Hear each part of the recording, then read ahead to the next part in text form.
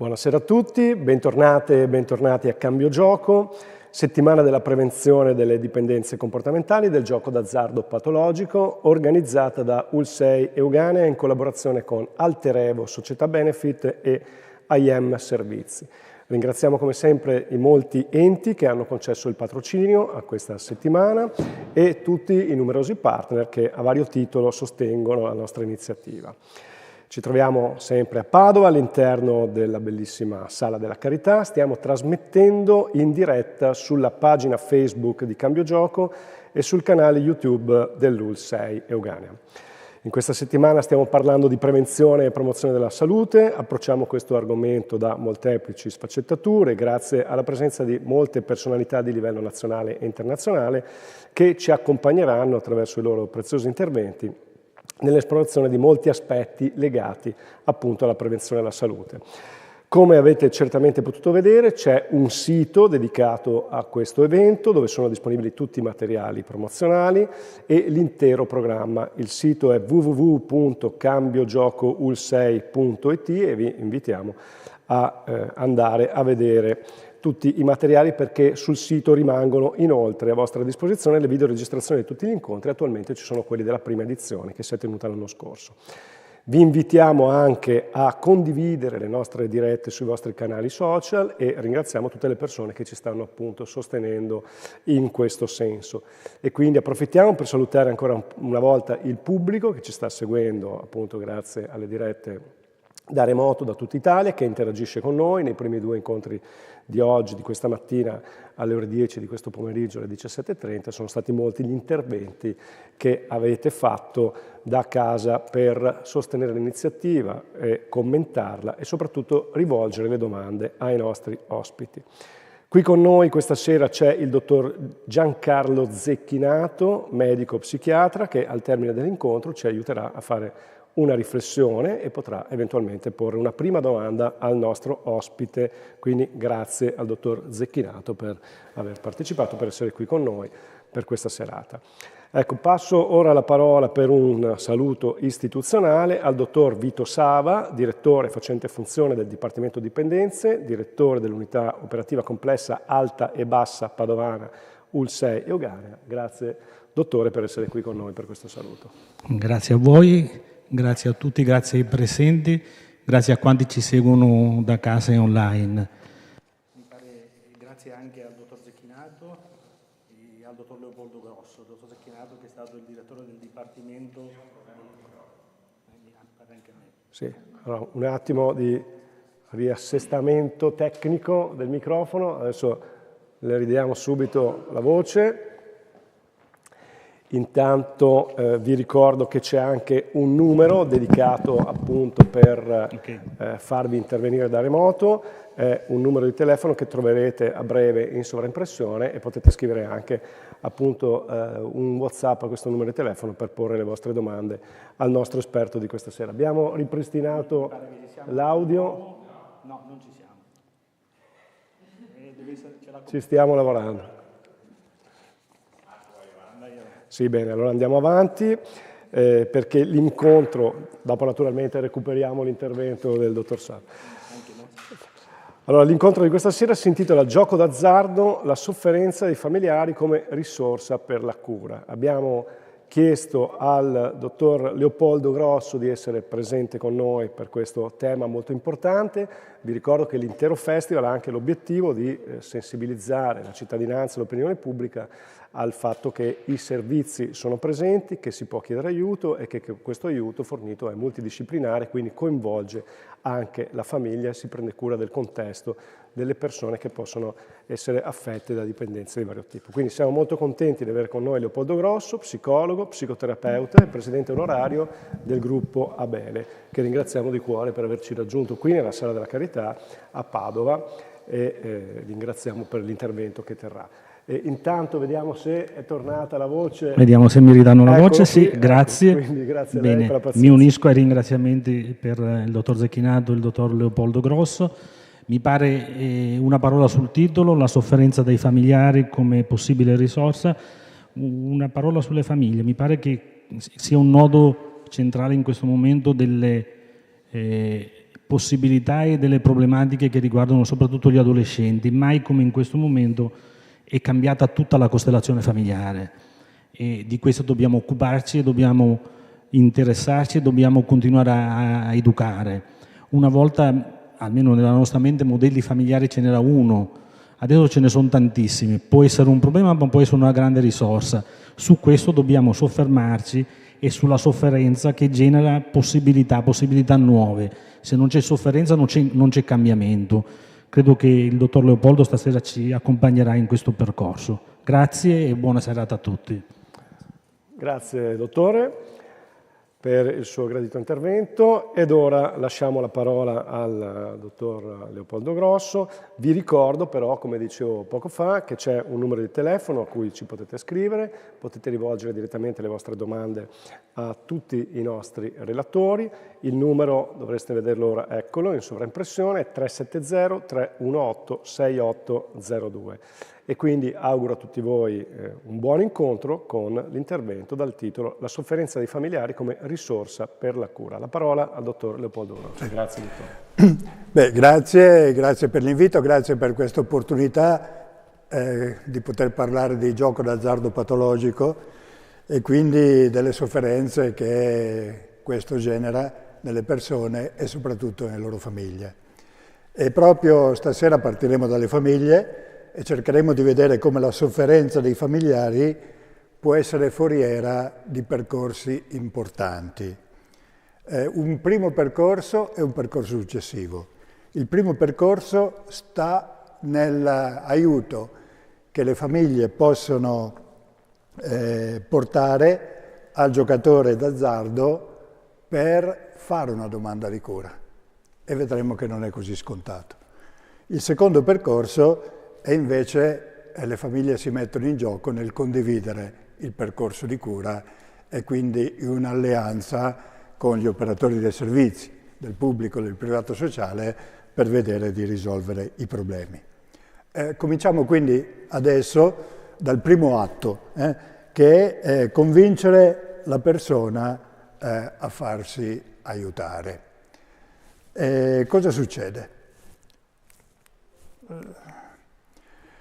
La richiesta d'aiuto della persona è sempre tardiva e quindi sono i familiari che devono accorgersi del problema il più presto possibile, perché l'interessato si nasconde, nasconde il suo problema e nasconde se stesso.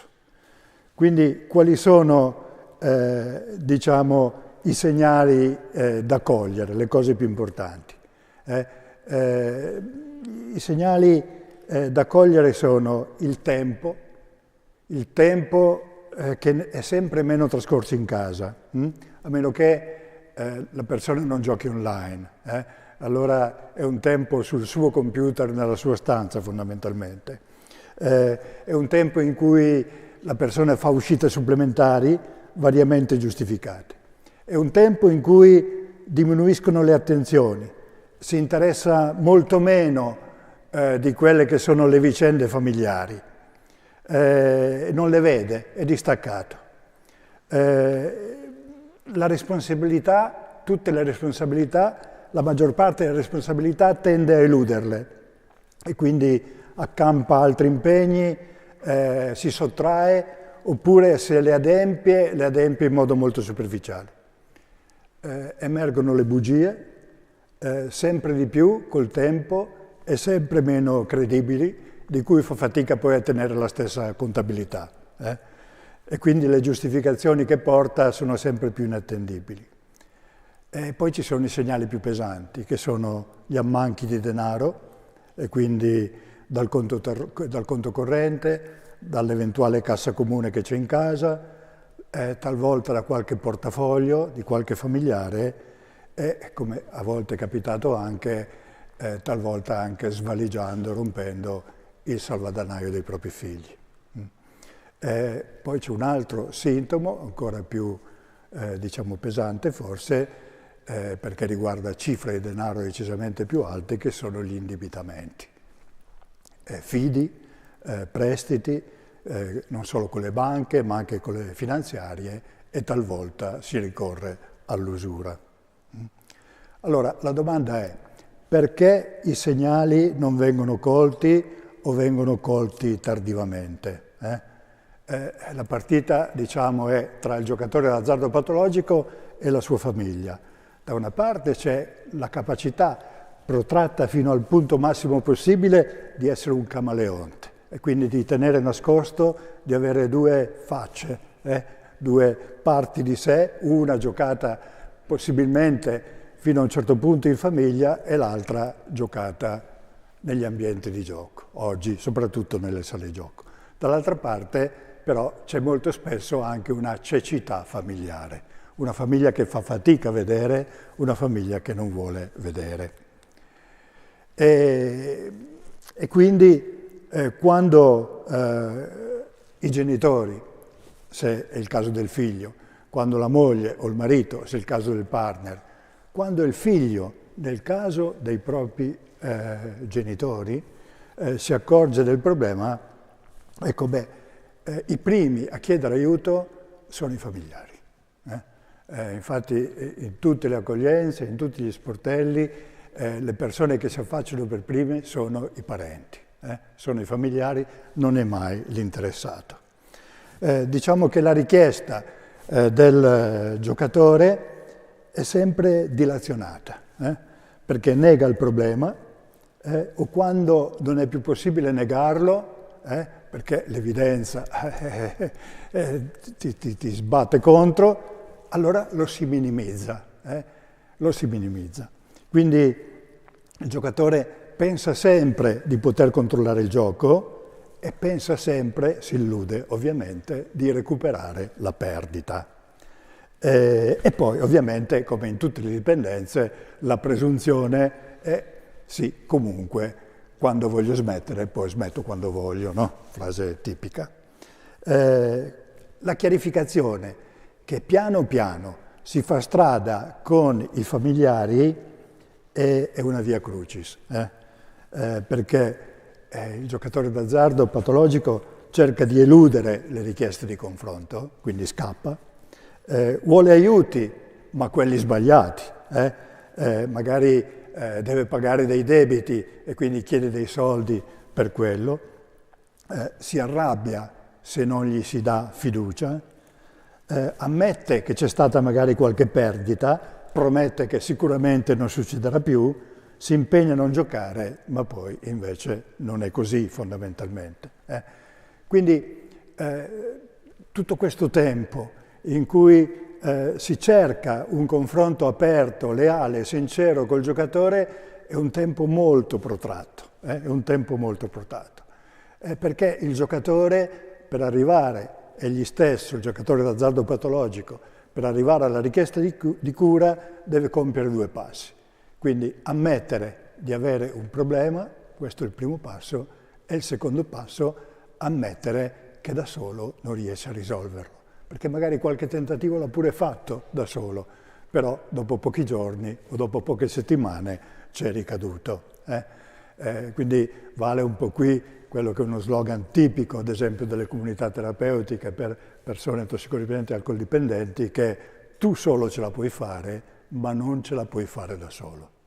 Quindi la richiesta d'aiuto diventa un passaggio ineludibile. Prima che però la persona in qualche modo chieda aiuto, i familiari ci provano a risolvere il problema, magari da soli, a risolvere la questione. E qui hanno due rischi. Il primo rischio, in questo fai da te per risolvere il problema, è quello di sopravvalutare le loro capacità. Come dire, abbiamo risolto tanti problemi, risolviamo anche questo. Il secondo rischio è la sottovalutazione della profondità del problema, della gravità del problema. E poi è chiaro che c'è un'inibizione. L'inibizione è quella di aver paura a dire, a raccontare quello che succede e quindi anche a chiedere aiuto, perché si vuol tenere tutto dentro casa. C'è la vergogna.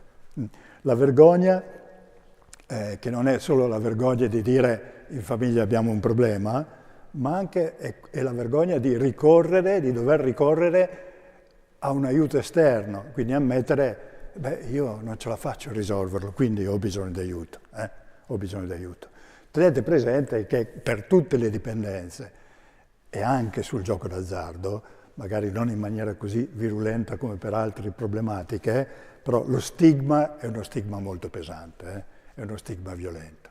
Non so se qualcuno ha occasione di leggere un classico della sociologia, che è quello di Goffman, Stigma, identità negata, e lui comincia a narrare dello stigma partendo dalla condizione delle persone molto basse di statura, no? E ne racconta di tutto e di più di quello che subiscono.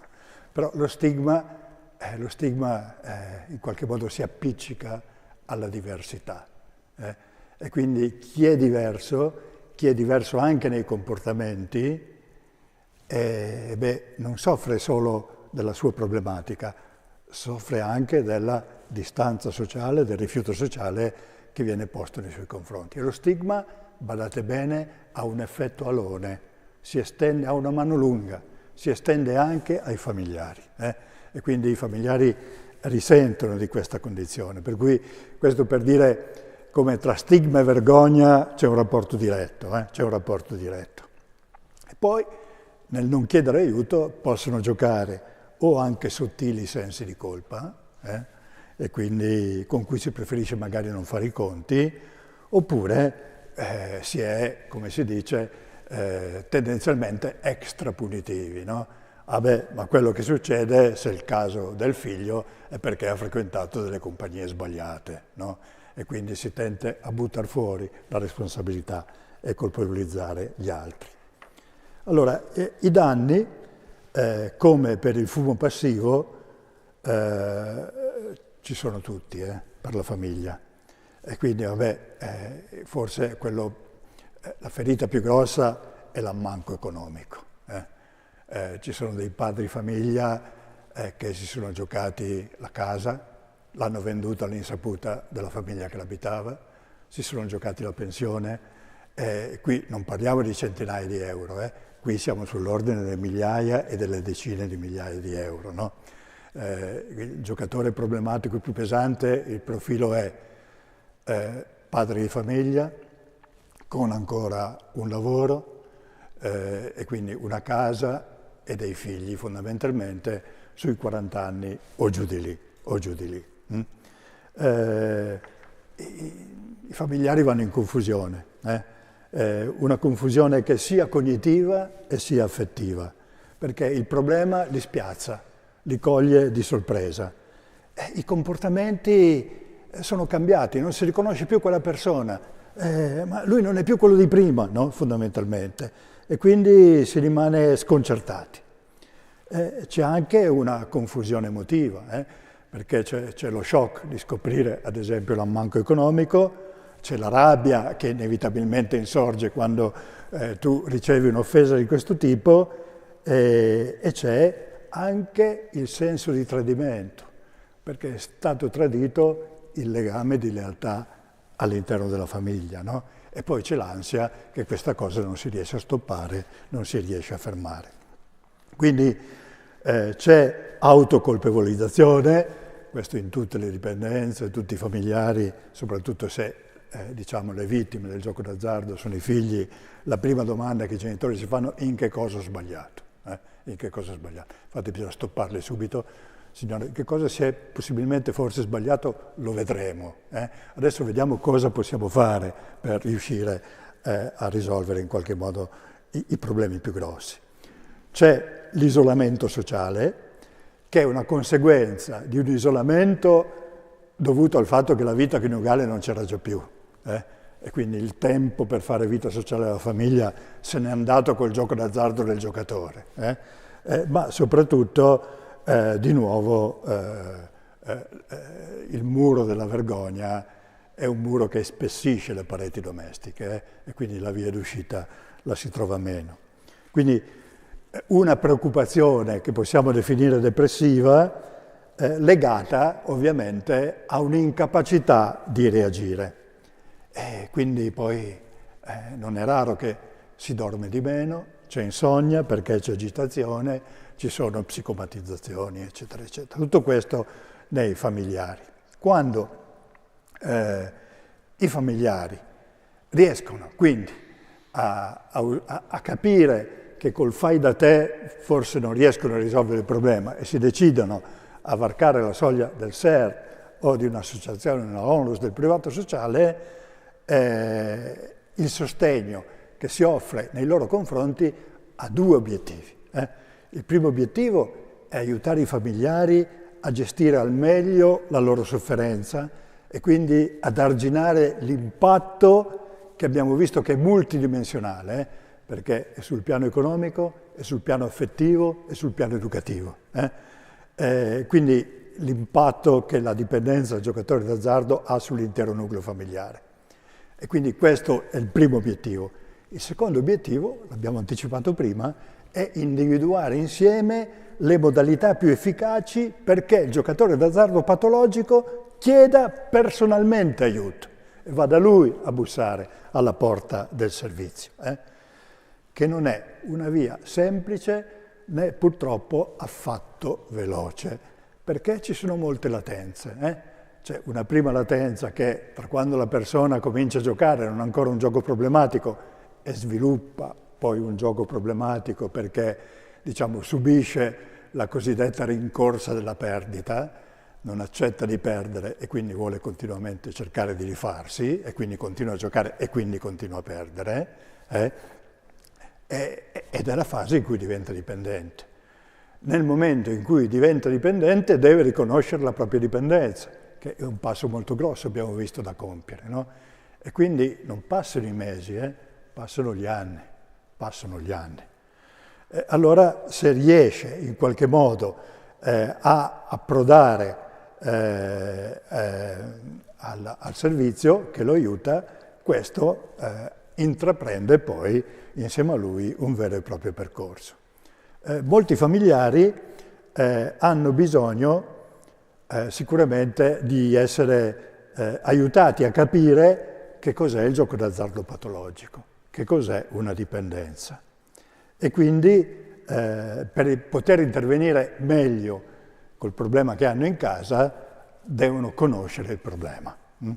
E quindi è importante spiegare bene, far capire che cosa vuol dire essere dipendenti. Essere dipendenti, sappiamo che su questo poi sono molte spiegazioni, poi convergono, una delle quali è spiegare, perché è la più importante da spiegare ai familiari, guardate che il vostro familiare ha una dipendenza e quindi ha una patologia sulla volontà, sulla motivazione, che è proprio la dimensione su cui voi continuamente insistete per dire no, devi fare diversamente da quello che stai facendo. Quindi giocare, questo bisogna spiegarlo bene ai familiari, perché se no non capiscono cos'è una dipendenza. Giocare non è più una scelta. Giocare non è più una scelta. È una necessità da cui tu non riesci a toglierti e quindi è una compulsione, è un'ossessione. Ecco, forse possiamo usare questa parola. Quindi il giudizio che noi diamo nei confronti del giocatore non può essere morale o tantomeno moralistico, ma deve essere un giudizio medico, scientifico e quindi di altra natura. Quindi bisogna spiegare che la dipendenza non è un vizio, ma è una malattia. E che in quanto malattia, in quanto tale, provoca quella che è stata definita una metamorfosi del sé e della personalità della persona. Quindi un cambiamento della persona e della sua personalità. Un collega psichiatra di Milano, il dottor Igliano, lo dice bene questo a proposito della dipendenza dalla cocaina, no? Dice, guarda, la cocaina ti cambia perché è come un ascensore, ti porta immediatamente al piano della vita in cui tu vorresti essere. Per poco tempo, velocissima e per poco tempo. Poi ripiombi sostanzialmente nelle tue miserie, no? Però in quel momento tu ti senti un altro, tu ti senti quello che vorresti essere e avresti voluto essere. E da questo punto di vista il giocatore patologico subisce due distorsioni su due piani diversi. Il primo è quello cognitivo e il secondo è quello affettivo. Sul piano cognitivo è molto importante che noi riusciamo a fare con i genitori una buona informazione. E quindi è importante che noi riusciamo a spiegare bene come la persona gioca, perché fa anche proprio degli sbagli nei suoi ragionamenti. Su questi non mi dilungo perché vuol dire entrare nella mentalità del giocatore, però tendenzialmente diciamo quello che è importante che i genitori sappiano è che ci si rifà al pensiero magico, se non addirittura alla superstizione. C'era una ricerca Eurostat, quella che l'Unione Europea fa su tutti i Paesi membri dell'Unione Europea, che diceva che purtroppo l'Italia, in quanto superstizione, si aggiudicava al terzo posto in Europa. Mi sembra dopo la Cecoslovacchia, la Lituania, sono due altri paesi di questo tipo, no? Quindi il pensiero magico, no?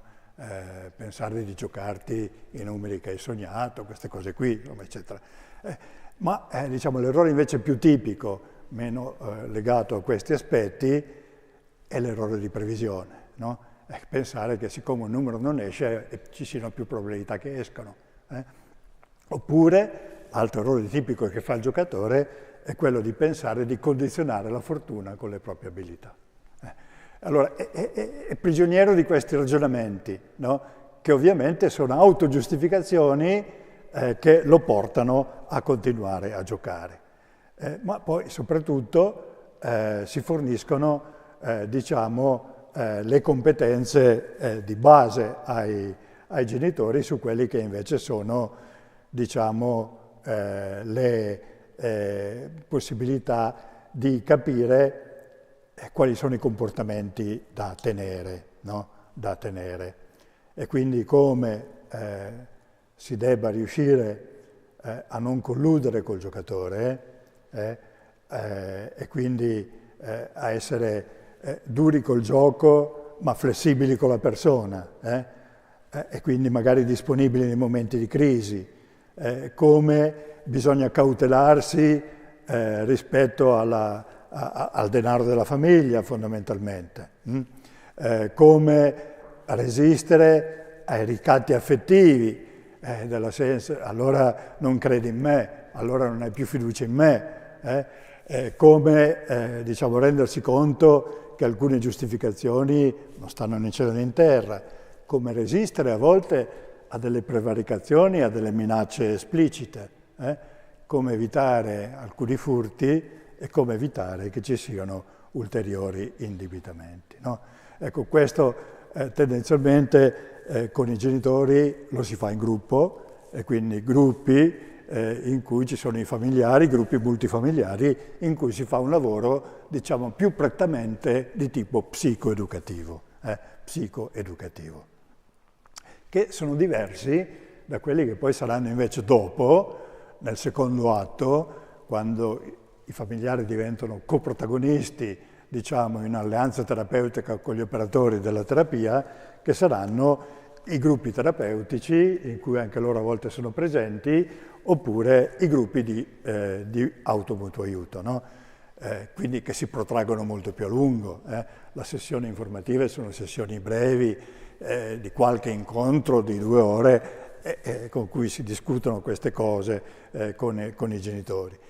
I gruppi terapeutici hanno un respiro, diciamo, pluriennale. Dire 1 anno, forse dire poco, 2 anni siamo nella media, tendenzialmente forse anche 3 anni. Quindi correggere, capire, diciamo, quando gli aspetti manipolativi della persona tendono ad avere il sopravvento sulla relazione perché sono spinti dal craving, sono spinti dal desiderio di giocare. E quindi i genitori li deve riconoscere, il genitore, il familiare li deve in qualche modo riconoscere. Come si convince quindi diciamo la persona a curarsi? Abbiamo soprattutto un piano che possiamo cercare di giocare, che è il piano affettivo e il piano relazionale. Quindi noi riusciamo a riuscire a individuare i punti più deboli, diciamo che in qualche modo sono ancora permeabili sul piano affettivo nei confronti di qualche familiare da parte del giocatore. Non è raro che forse la figura che a quel punto deve farsi più avanti rispetto col giocatore, rispetto, non so, se una figlia nei confronti del padre, ma papà, tu devi farti curare, è la persona a cui il giocatore forse sente più responsabilità, è ancora più effettivamente legato e diciamo si sente anche più chiaramente in colpa. Bisogna poi mettere in campo terze persone che non sono ancora gli operatori, ma che sono all'interno dell'ambito amicale o familiari, che siano stimate dal giocatore d'azzardo, che siano autorevoli e che rinforzino questo invito a farsi aiutare. E quindi non avviene immediatamente, l'abbiamo visto, questo avviene, la richiesta d'aiuto, se la pressione da parte dei familiari è ben condotta e quindi a fronte dell'ennesima promessa non mantenuta, la persona a malincuore si rivolge al servizio. Oppure avviene quello che in letteratura viene definito come l'incidente critico, no? E quindi o un incidente di tipo legale, magari sul lavoro, questo è tipico dei giocatori d'azzardo che sul lavoro hanno responsabilità di qualche cassa, prendo, rimetto, poi non si accorgono che a un certo punto è comparsa una telecamera che li ha ripresi. No? Incidente critico sul piano sanitario, e quindi lo stress è alto, il ritmo di vita è diventato molto più adrenalinico, oppure sul piano economico, non si sa più dove andare a acchiappare le risorse per giocare, o sul piano lavorativo. In alcuni casi c'è la cosiddetta crisi di disperazione, no? Che è la classica fase di disperazione quando ormai il giocatore d'azzardo patologico è alla frutta, si è totalmente indebitato, è inseguito dai debitori, c'è crisi familiare totale. La crisi di disperazione è molto tentato, diciamo, di voler sparire dalla circolazione, e quindi o finire in un paese sconosciuto dove non può essere trovato, oggi si ritrovano tutti, oppure farsi fuori fondamentalmente, no? E qui un rischio suicidario c'è ed è ben documentato. Allora, qui diciamo sono diversi i quadri rispetto al familiare coinvolto, no? Un conto se il figlio, un conto se il proprio genitore e un conto se il partner. Sono quadri molto diversi. Quando tendenzialmente è un figlio ancora adolescente, è chiaro che il problema c'è, però gli ammanchi economici non sono enormi. Quello che diciamo ferisce è le modalità con cui mangono i soldi, no? Qui sono veri e propri furti. Si vende da casa quello che si trova in alcuni casi fondamentalmente.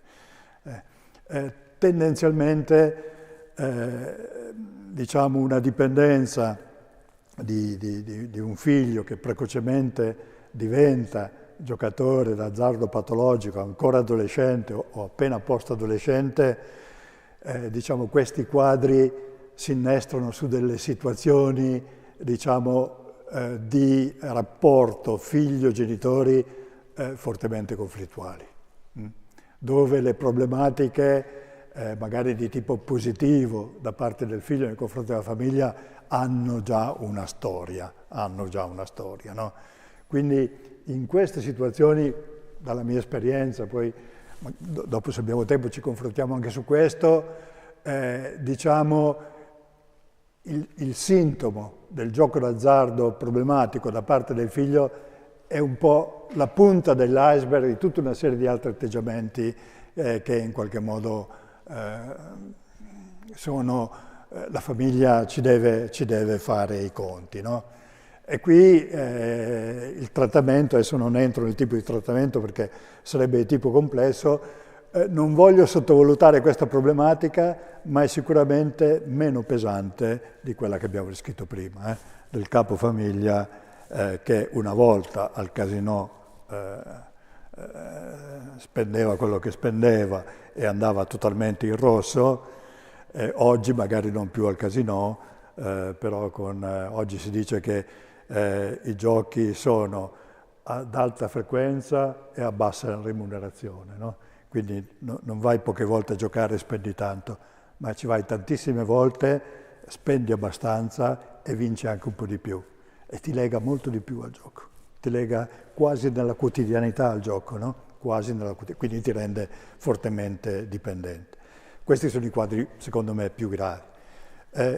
Non dico simili a situazioni come quelli dei figli che sono più complessi, perché appunto il gioco d'azzardo è un aspetto del problema, è quello dei propri genitori, magari in pensione, magari rimasti vedovi, dove diciamo la spinta al gioco d'azzardo è anche una risposta alla insignificanza che ai loro occhi tende ad assumere la loro vita, no?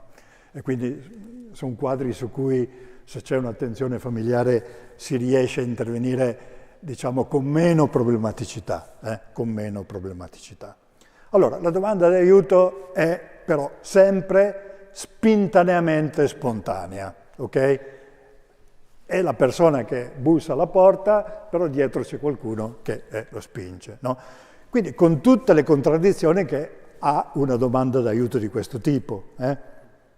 E quindi a questo punto si aprono due setting di trattamento, no? Che sono interconnessi, che sono quello dei familiari, che in qualche modo continuano ad essere supportati e aiutati, e quello della persona che finalmente è arrivata. E poi si incrociano, no? Qui poi dipende da come vanno le vicende del trattamento per aiuto.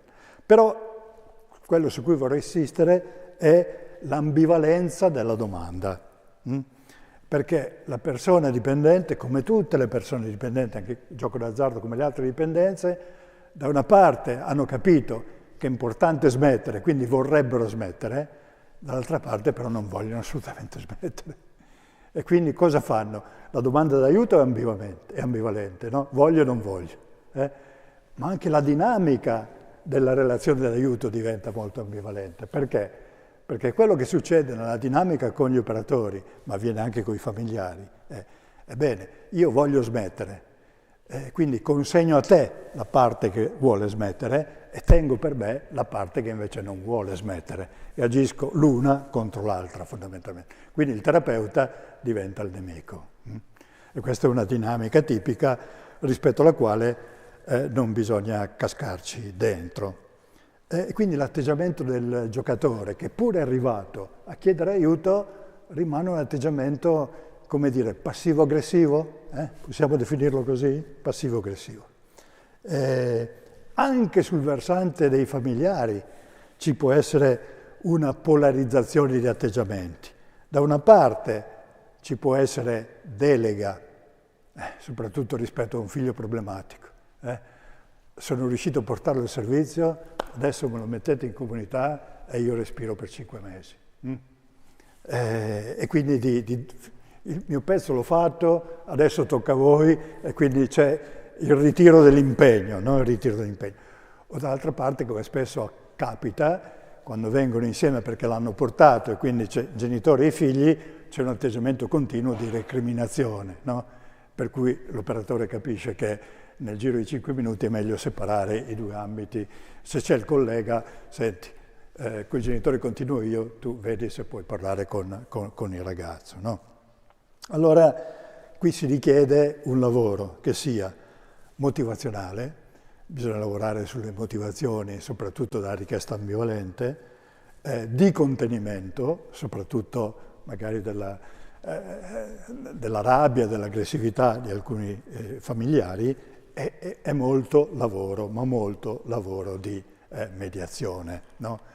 Allora, qui siamo al punto, perché noi dobbiamo andare alla costruzione di un patto intrafamiliare, un patto intrafamiliare, che si fonda su cosa? Beh, innanzitutto deve fondarsi sulla verità del racconto di ciò che è accaduto. Quindi un racconto di quello che è stato e che non è stato mai detto e che adesso finalmente si dice.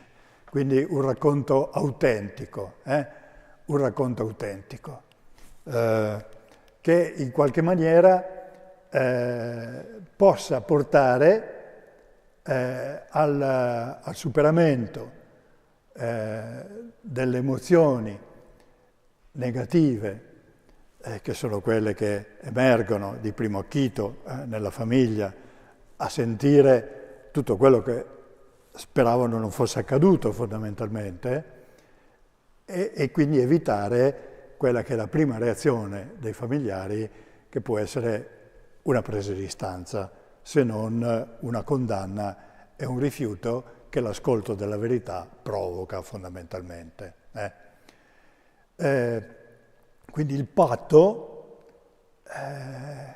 avviene con questo primo atto, sinceramente, in crisi, non sapendo più che scelte fare, avendo deciso di risolvere in maniera positiva la crisi di disperazione e quindi di arrendersi e di dire questo purtroppo sono io, mettersi a nudo nei confronti dei familiari, e i familiari, se sentono che questo, usiamo una parola forte, poi capiamo anche perché, che questo pentimento è sincero e soprattutto è seguito da una promessa di astinenza, allora probabilmente sono disponibili a siglare questo patto, e quindi l'altra parola forte che va dietro a quella del pentimento è quella del perdono, e quindi a stabilire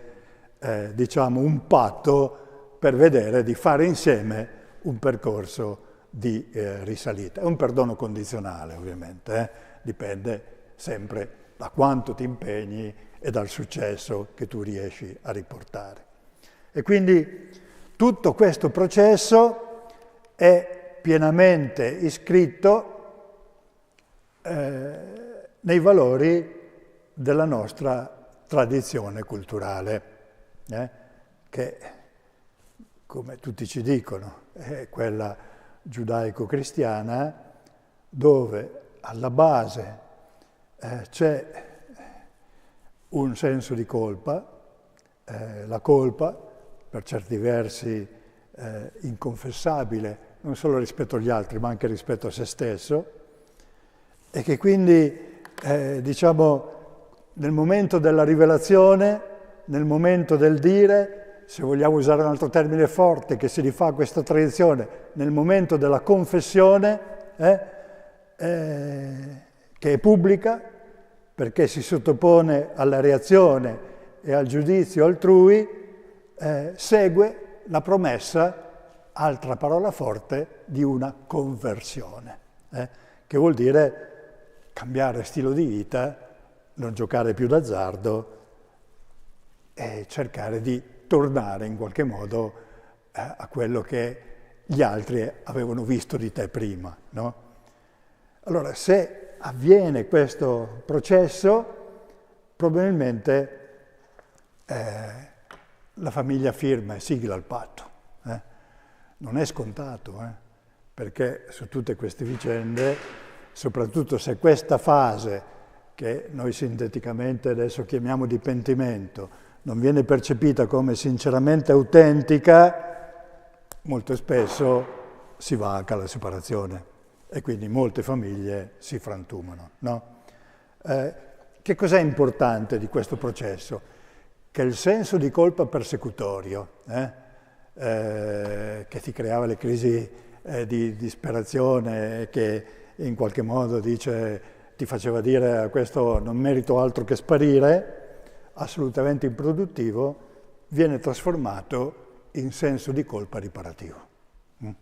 E quindi diciamo, è il motore che alimenta diciamo, quella che, altra parola forte in questa tradizione, quella che è l'espiazione quotidiana della rinuncia al gioco. Perché rinunciare al gioco per il soggetto è una sofferenza, è una mancanza con cui deve fare i conti. Allora, il racconto della rivelazione non può essere omissivo, e quindi deve essere detto tutto. Non c'è niente di peggio che un racconto a spizzichi e bocconi, dove non viene detta subito tutta la verità, ma un altro pezzo di verità salta fuori dopo, perché questo è molto deludente nei confronti dei familiari. Sembra che non sia mai finita. Quindi l'autenticità della rivelazione è espressione di sofferenza, e se l'ascolto dei familiari si sintonizza su questa sofferenza che è autentica, nello sforzo di dire la verità, col dolore che l'accompagna, avviene questa decisione di ritentarci, e quindi il perdono, guardate, più che una scelta è un sentimento. E quindi c'è questo sentimento che in qualche modo pervade i familiari, che in qualche modo vogliono riprovarci. Il sentimento e la decisione di riprovarci dipendono da 3 variabili.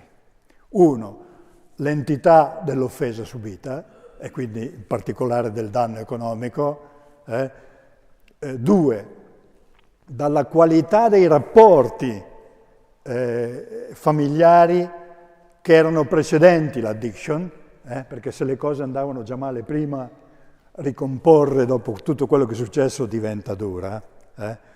Però nelle testimonianze della maggior parte dei familiari loro hanno proprio visto questa metamorfosi. Prima non era così. Dove la coppia, ad esempio, o la famiglia era già in crisi, è chiaro che il gioco d'azzardo patologico fa da detonatore per una separazione. Ma se non era così, si tende a recuperare il rapporto. Quindi il danno inferto, la qualità dei rapporti familiari precedenti, e la fiducia in questa voglia di cambiare che viene ritenuta sincera, quindi la fiducia nella persona che intende cambiare, ma anche, direi, e non secondario, la fiducia riservata al servizio che ti aiuta. Perché se io, nella prima fase, in cui ho cercato di convincere la famiglia a trovare le modalità per portare la persona, ho accolto bene la famiglia, sono stato di supporto, ho costruito un'alleanza con questa famiglia.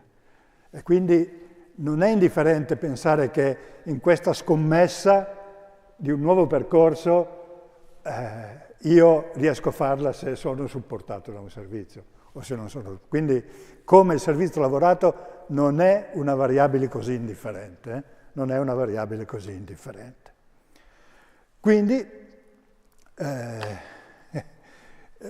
il problema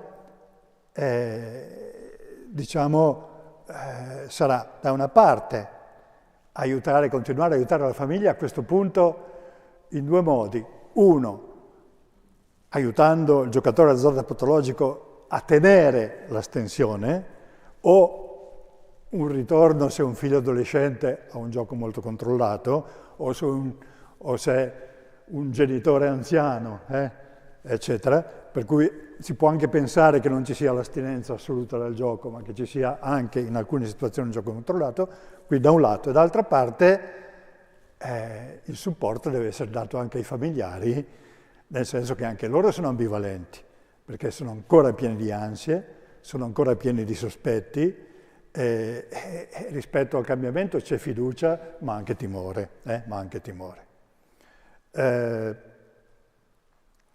Il primo atto di questo lavoro è il controllo del denaro. E quindi diciamo che è un lavoro sporco. Perché?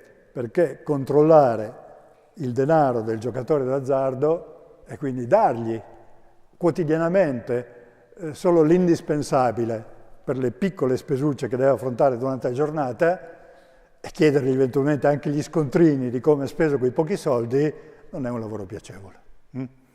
È la classica dinamica che si instaura tra controllore e controllato. E quindi diventa importante da una parte capire da parte del giocatore quanta insofferenza rispetto a questo controllo, ma quanto anche comprensione della necessità di questo controllo, e questa è una variabile importante, e quanto dall'altra parte, dalla parte del controllore, quanto anche qui c'è una repulsione a svolgere questo ruolo o un'incapacità anche ad essere, assertivo per poter svolgere questo ruolo. No? Quindi è una questione delicatissima. E infatti scegliere chi controlla il portafoglio non è facilissimo. A volte non lo si fa perché ci sono troppe interferenze in ambito familiare. Si preferisce ricorrere a una figura esterna amicale, oppure esterna, no? C'è una legge del 2004 che ha individuato l'amministratore di sostegno. Mettere in piedi questa macchina non è semplicissimo, però non è che la persona viene con l'amministratore di sostegno inabilitata o interdetta. No, è semplicemente una persona che amministra quel denaro per quel tempo e solo in alcuni ambiti. Non è che gli amministra tutto, quindi è transitorio e quindi col giudice si decide insieme, familiari, servizi, la stessa persona, eccetera.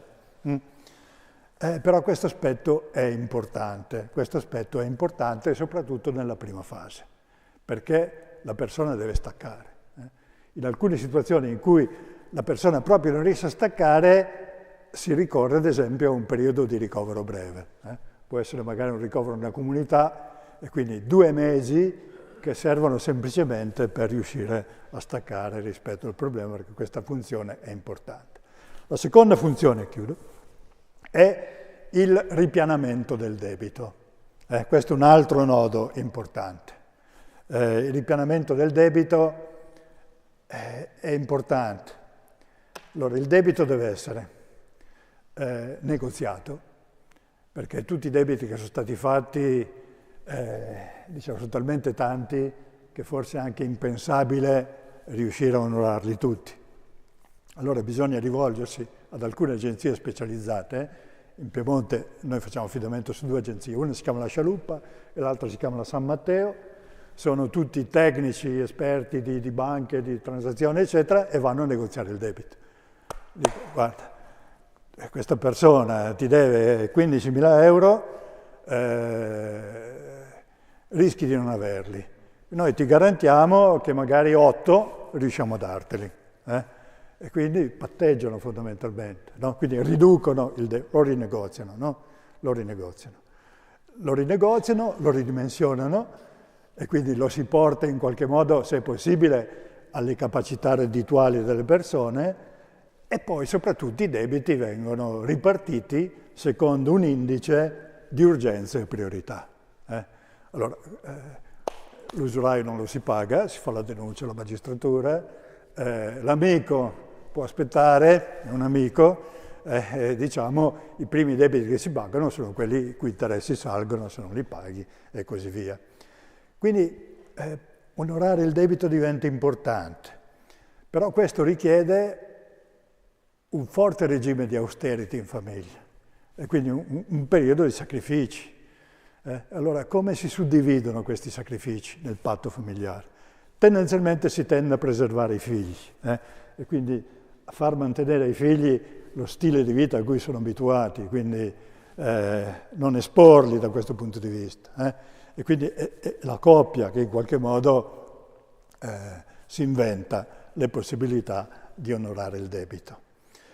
Onorare il debito è importante perché non solo restituisce tranquillità alla famiglia, non vengono più a mordermi il collo fondamentalmente, e quindi la pone in uno stato di relativa sicurezza, ma restituisce anche dignità, perché diciamo è il modo per cui la persona dimostra concretamente non solo di non essere più quella che era prima, ma anche di riparare i danni causati fondamentalmente. E quindi qui ci si gioca l'amor proprio, ci si gioca il senso di sé, si ricostruisce una dimensione di valore di sé, no? Che era andata completamente perduta. Bisogna che poi si affronti il terzo nodo. Il terzo nodo. Sapete, tante discussioni sulla dipendenza, una malattia, un sintomo, tutte e due. La dipendenza, sappiamo, a un certo punto si autonomizza dalle sue cause e crea i suoi danni, nello stesso tempo anche spesso di un malessere precedente. L'interpretazione che oggi va per la maggiore è che colma quantomeno dei vuoti. Poi dentro c'è un po' di tutto e di più, dal disagio ad alcuni casi di sofferenza psichiatrica fondamentalmente. Allora, qui bisogna capire se c'è una sofferenza intrapsichica personale del soggetto, se c'è invece una problematica familiare. Una problematica familiare che in qualche modo è stata concausa del percorso di dipendenza della persona. E a volte si presentano i problemi di coppia, a volte si presentano dei grossi problemi di coppia, il servizio per le dipendenze non può fare tutto, ricorre alle agenzie che si occupano di più di questo, se sono pubbliche meglio, se non ci sono, se la persona indebitata non ha grandi possibilità di andare a pagamento, ecco, bisogna attraverso, diciamo, il richiamo di tutta la rete con cui siamo abituati a lavorare per vedere se riusciamo a trovare un trattamento. Ma all'interno della problematica di coppia la situazione, diciamo, più tipica è quella della codipendenza, no? È quella della codipendenza. Quando? Quando il partner non giocatore dipende affettivamente dal partner che gioca. E quindi la codipendenza è un comportamento che ha diverse motivazioni, no? Che però tendenzialmente nasce da una necessità personale di essere di aiuto e quindi di pensare che una persona, diciamo, che si struttura tramite il sacrificio e sul bisogno a volte anche di sentirsi vittima, diciamo che confonde l'amore che riesce a ottenere dall'altro con il bisogno che l'altro ha di lei o di lui, ok? Gli inglesi sono chiarissimi e molto concisi. Need to be needed. Il bisogno che qualcuno abbia bisogno di te, ok? Questa è la codipendenza affettiva, dove si scambia il bisogno con l'amore fondamentalmente, no?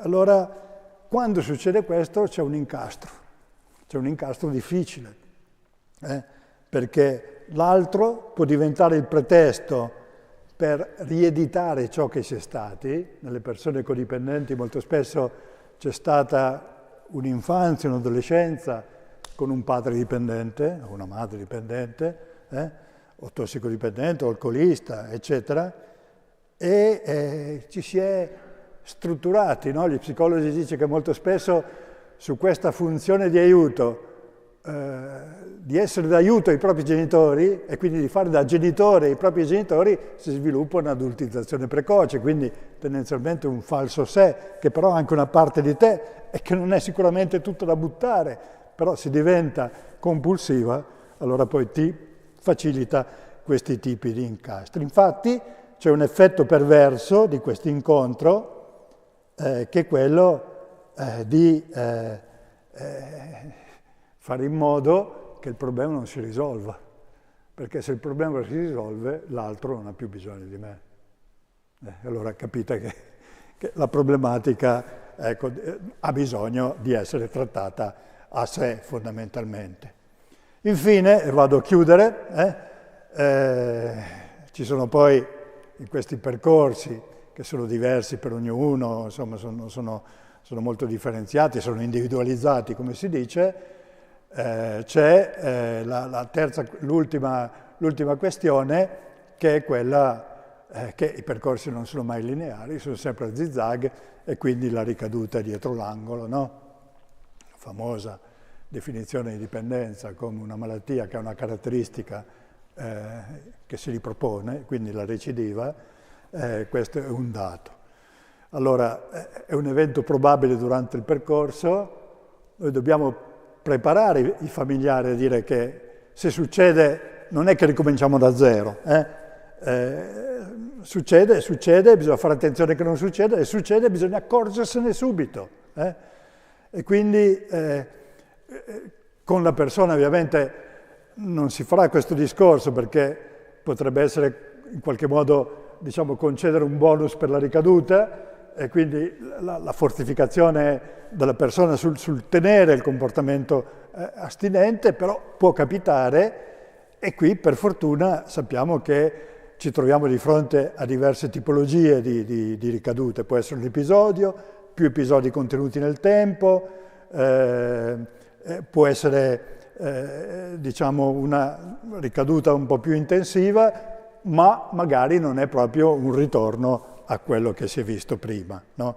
Allora, né sottovalutare né drammatizzare. Importante è accorgersene subito, essere tempestivi nell'intervento, richiedere subito aiuto, eventualmente anche ripristinare in questo caso la modalità precedente del controllo e poi aiutare la persona a capire quali sono le circostanze che hanno fatto sì che questo succedesse e quali sono le motivazioni e quindi una elaborazione dell'accaduto, no? Quindi anche questo è uno scoglio superabile. Cosa ci dice il follow-up? Qui non abbiamo una ricerca nazionale, almeno che io sappia non è ancora venuta fuori, sugli esiti del gioco d'azzardo, di trattamento del gioco d'azzardo. Quindi abbiamo degli indizi frammentari che ci vengono dal lavoro dei vari servizi che automonitorano, col difetto che non è un terzo che in qualche modo fa la ricerca, ma sei tu stesso, no? Eccetera. I risultati, guardate che quando le persone frequentano il percorso terapeutico, c'è un dato, un terzo delle persone non ce la fa e quindi non riesce a frequentare e quindi molla, si perde per strada, va ricominciato qui veramente tutto da capo. Però gli altri 2/3 finiscono il percorso e se finiscono il percorso magari pluriennale, solo il 10% di questo 70% ricade e non ricade nella maniera catastrofica che abbiamo descritto. Quindi si è aperta veramente la porta alla speranza. Poi ci sono i profili dei più resistenti al trattamento, ma adesso non abbiamo tempo per trattarli e chiudo dopo. Dopo ci si lascia, però si fa anche una proposta di impegno. Vuoi darci una mano su questo problema? Se la persona dice sì, questo lo aiuterà anche a prevenire una ricaduta possibile, ma soprattutto è una risorsa rispetto al contrasto al gioco d'azzardo e alle sue cause esterne, perché noi abbiamo fatto tutto questo discorso sul giocatore patologico, ma non dobbiamo dimenticare che c'è una spada di Damocle che è la grande industria del gioco d'azzardo che oggi è veramente ha sforato ogni limite, ogni misura. I fatturati sono più di 100 miliardi l'anno, di cui una piccola parte va all'erario, e questa industria non è un'industria che crea un indotto, questa è un'industria che si basa su un consumo dissipatorio e quindi non è un moltiplicatore positivo dell'economia, un moltiplicatore negativo dell'economia, oltre che per la salute di molti altri persone che giocano e delle loro famiglie. Quindi, diciamo, se le cose vanno bene, l'invito è, ok, vuoi dare una mano a cercare di essere un punto di contrasto rispetto a questo problema? E quindi troverà lui il modo, a seconda di com'è, di collocarsi all'interno della vasta rete di contrasto al gioco d'azzardo che noi speriamo anche con queste iniziative di riuscire a fortificare. Grazie. Grazie.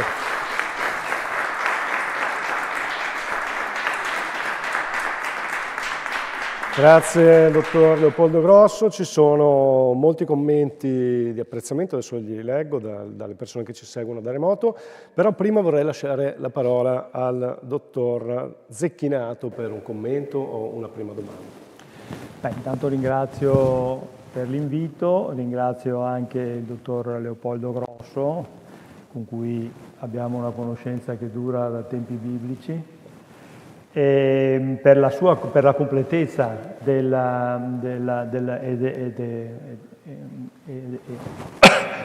sua relazione.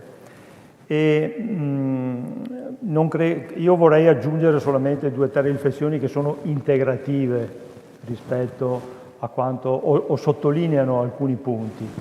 In particolare mi pare che c'è un primo punto, è quello sul tema della dipendenza. Allora, il gioco d'azzardo è una dipendenza che è simile alle altre dipendenze. Ha la stessa gravità, la stessa difficoltà di trattamento, lo stesso iter, ed è stato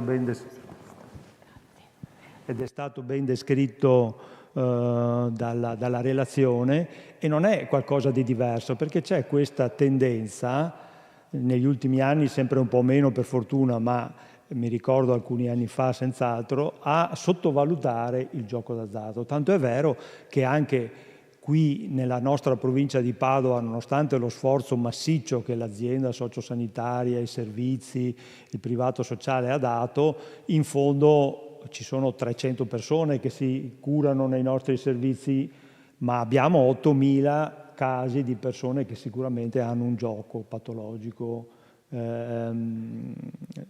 nel nostro territorio, almeno questi sono i dati. Quindi sono poche le persone che poi arrivano, perché c'è una sottovalutazione quindi dobbiamo dire, la prima riflessione quindi è che si tratta di una dipendenza che ha lo stesso grado di difficoltà delle altre dipendenze, della droga, dell'alcol, eccetera. Anzi, c'è una grossa sinergia con l'alcol. Io mi ricordo quando una trentina di anni fa, noi che non parlavamo del gioco d'azzardo, abbiamo fatto uno studio nel nostro servizio per soddisfare una laureanda in psicologia che doveva fare la tesi, ed abbiamo scoperto che più del 20% dei nostri pazienti alcolisti, quelli che noi trattavamo solo come alcolisti, avevano il problema del gioco d'azzardo, ma non gliel'avevamo mai chiesto e loro non ce l'avevano mai detto. Oggi probabilmente è molto di più questa cosa qua, è molto di più. Quindi questa è la prima riflessione. Quindi la combinazione con l'alcol in particolare è molto importante e va studiata, e va anche, solo l'altro giorno per dire, in una riunione regionale di operatori dell'ecologia, quando io ho proposto questa settimana di sensibilizzazione, l'interesse è stato molto alto, perché si rendono conto che nei gruppi dell'ecologia i problemi del gioco sono molto elevati. Seconda riflessione molto breve è sul dato della famiglia, no? L'intervento, il coinvolgimento dei familiari in tutte le dipendenze è un fattore fondamentale. Noi abbiamo visto, e su questo ci sono studi, che quando è coinvolta la famiglia i percorsi sono più semplici, più fattibili, anche se non sempre portano a un risultato positivo, che sia ben chiaro. Ma questo non significa che è la responsabilità della famiglia. È molto interessante questo, no? Perché è vero che i familiari hanno il senso di colpa, più i familiari che il giocatore hanno il senso di colpa.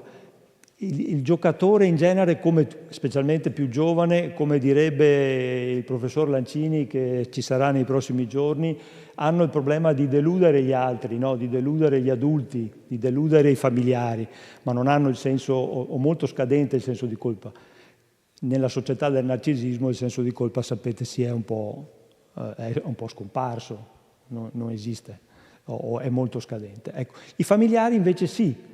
Ecco perché è importante coinvolgerli, perché se non sono coinvolti rischiano di compromettere, come diceva bene prima Leopoldo, rischiano di compromettere il trattamento per modalità di sostegno o di non sostegno all'interessato che sono pure anche loro abbastanza patologiche. Quindi in questo senso il coinvolgimento dei familiari è importantissimo. E ultima riflessione, il problema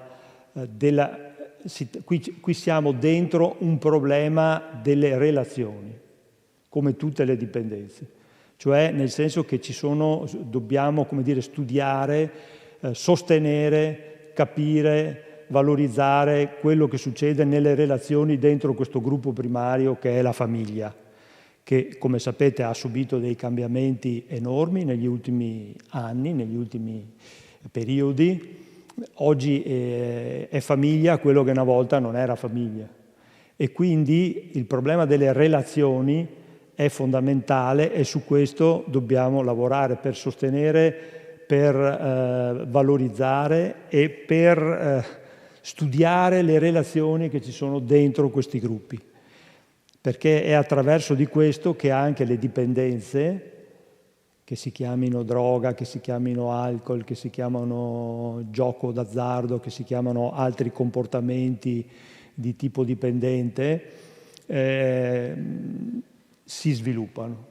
È dentro quella che potremmo chiamare la patologia delle relazioni. Ecco, su questo è la mia una sottolineatura, già era stato detto, credo che se focalizziamo su questi tre aspetti cerchiamo di capire meglio come poi, come è stato ben detto, si possono aiutare queste persone, sempre con quel senso del limite, che non esiste la bacchetta magica e che queste, come tutte le altre dipendenze, nessuno è in grado di garantire il risultato. Però molto spesso, se viene condotto un trattamento, se viene fatto un percorso che qualche volta è molto lungo, ma anche questo è stato detto, è possibile dei miglioramenti molto, molto, ma molto significativi. Grazie, dottor Zecchinato. Prima della chiusura di questo incontro vorrei leggervi alcuni dei moltissimi interventi di apprezzamento che ci sono arrivati dalle persone che sono collegate da noi, da tutta Italia. Abbiamo i saluti da Margherita di Matera e poi abbiamo Cristina da Cuneo che dice: buonasera, grazie per queste proposte sapientemente articolate che ascolterò con attenzione anche ai prossimi appuntamenti. Grazie per questa opportunità anche da Dalia, da Como, e grazie all'UL6 per dare a tutta Italia questi incontri gratuiti. Sofia da Teramo. Ringraziare tutti voi è troppo poco, avete fatto un lavoro eccezionale, virtuoso, di spessore e allo stesso tempo state donando molto all'intera comunità, grazie infinite. Sono tutti interventi che ci arrivano appunto da le persone collegate da tutta Italia, le ringraziamo, e quindi sono interventi anche che ci incoraggiano a continuare la nostra settimana della prevenzione, Cambio Gioco, la seconda edizione. Ringraziamo di cuore il dottor Leopoldo Grosso per aver accettato l'invito a dare il suo prezioso contributo, l'abbiamo molto apprezzato, un tema che era importante trattare, quello del coinvolgimento dei familiari, e molto ben esposto, molto chiaro. Ringraziamo tantissimo anche il dottor Zecchinato per aver presenziato questa sera. Ricordiamo a tutto il pubblico in sala e video collegato che naturalmente abbiamo altre 4 giornate per questa iniziativa. Domani mattina alle ore 10 avremo Mauro Croce per l'incontro dal titolo Dipendenze, sfidiamole insieme con forza e coraggio. A seguire alle 17:30 avremo l'intervento dal titolo Lo smartphone ha veramente peggiorato una generazione? Con Alessio Vieno, e alle 20:30 avremo Maurizio Fiasco e Sabrina Molinaro per l'incontro dal titolo In cerca di equilibrio, gambling, gaming e conseguenze per l'età evolutiva. UL6 Euganea di Padova vi ringrazio di cuore per aver partecipato, vi invitiamo a seguire tutti i prossimi appuntamenti, sempre gratuiti, e anche a consultare il nostro sito www.cambiogiocoul6.it. A tutti grazie per averci seguito e buonanotte.